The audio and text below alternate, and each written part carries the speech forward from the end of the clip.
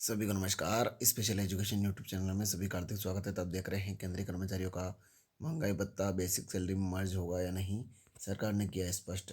अगर आप एक केंद्रीय कर्मचारी हैं तो ये खबर आपके बेहद काम की है। इन दिनों वैसे भी कर्मचारियों की सैलरी भत्ते और पेंशन को लेकर काफ़ी चर्चाएं चल रही हैं। आए दिन कुछ न कुछ अपडेट सामने आते रहते हैं। हाल ही में एक और बात चर्चा का विषय बन गई है कि केंद्रीय कर्मचारियों का महंगाई भत्ता बेसिक सैलरी में मर्ज हो गया नहीं। ये सवाल अब काफ़ी उठकर सामने आ रहा है। आइए जान लेते हैं क्या है इस सवाल का जवाब। केंद्रीय कर्मचारियों के भत्ते और सैलरी में एक निश्चित अंतराल के बाद सरकार के द्वारा बढ़ोतरी की जाती है। अभी लेटेस्ट बढ़ोतरी की अगर अगर बात करें तो केंद्र सरकार के द्वारा इसमें अभी कुछ समय पहले ही बढ़ोतरी का ऐलान किया गया है। केंद्र सरकार द्वारा प्रस्तावित 3% की बढ़ोतरी से डीए और डीआर बढ़कर जाएगा, जो कि 1 जुलाई 2024 से प्रभावी होगा। सरकार का फैसला 1 जुलाई 2024 से लागू होगा। पिछले साल 24 मार्च 2023 को केंद्रीय सरकार ने 4% की बढ़ोतरी की थी। केंद्र सरकार के महंगाई भत्ते को 3% तक और बढ़ा दिया जाता है, जिससे कि इसके बाद उन्हें मिलने वाला महंगाई भत्ता 50% से बढ़कर 53% हो गया था। इस बीच ऐसी चर्चाएं भी तेज हो गई हैं कि क्या जनवरी 2025 में महंगाई भत्ते में संशोधन से पहले इस बढ़े हुए डीए को कर्मचारियों की बेसिक सैलरी में मर्ज कर दिया जाएगा। अगर आपके मन में भी यही सवाल घूम रहा है तो आपकी इस उलझन को हम सुलझाने वाले हैं। डीए और बेसिक सैलरी को मर्ज करने की चर्चाएं तेज।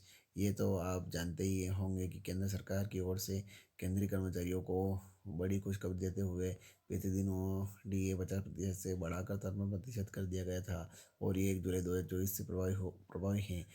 इस इजाफे के बाद महंगाई भत्ते को मूल वेतन में मिलाने की संभावनाएं के बारे में चर्चा शुरू हो गई है। शुरू होने के साथ ही इन चर्चाओं ने आग की तरह स्पीड पकड़ ली है। इस बात को लेकर अटकलें कही जा रही हैं कि क्या महंगाई भत्ता और महंगाई राहत भत्ते को बेसिक सैलरी में स्वतः ही मिला दिया जाएगा।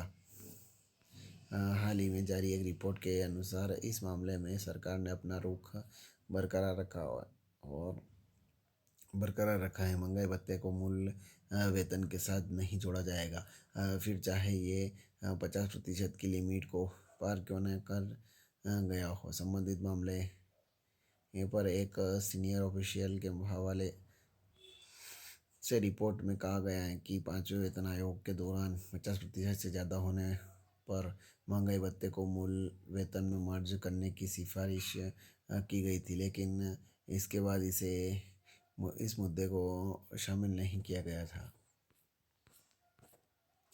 एक्सपर्ट ने कहा दिया कि ये बात केवल जानकारी ही नहीं, एक्सपर्ट की रिपोर्ट से भी ये साफ हो गया है कि डीए को मूल वेतन के साथ मर्ज करने की कोई संभावना नहीं है, क्योंकि रिपोर्ट में कई एक्सपर्ट के हवाले से भी डीए को बेसिक सैलरी में मिलाने की संभावनाओं से इनकार किया गया है। कर्जवाला एंड कंपनी के प्रिंसिपल एसोसिएशन और सुप्रीम कोर्ट के एडवोकेट ऑन रिकॉर्ड विशाल घेराना की माने तो 5वें वेतन आयोग में सैलरी स्ट्रक्चर को सरल बनाने और यह सुनिश्चित करने के लिए मूल वेतन में मिलाने की सिफारिश की गई थी। इसे अनिश्चित काल तक डीआई से बचने के तरीके के रूप में देखा गया था। हालांकि 6वें और 7वें केंद्रीय आयोगों के तहत इसे शामिल नहीं किया गया था। इसके अलावा अन्य एक्सपर्ट ने भी इस पर अपने विचार साझा किए हैं। आपकी माने तो बड़ा हुआ डीए केंद्र सरकार के कर्मचारियों के मूल वेतन में शामिल नहीं किया जाएगा। लुथरा लॉ ऑफिस इंडिया के पार्टनर सचिव कुमार ने भी कहा कि 7वें वेतन आयोग की रिपोर्ट में ऐसे किसी उपाय की सिफारिश नहीं की गई थी। जान लें अब कब बढ़ेगा केंद्रीय कर्मचारियों का महंगाई भत्ता। आपकी जानकारी बता दें कि कर्मचारियों के महंगाई भत्ते में साल में 2 बार संशोधन किया जाता है।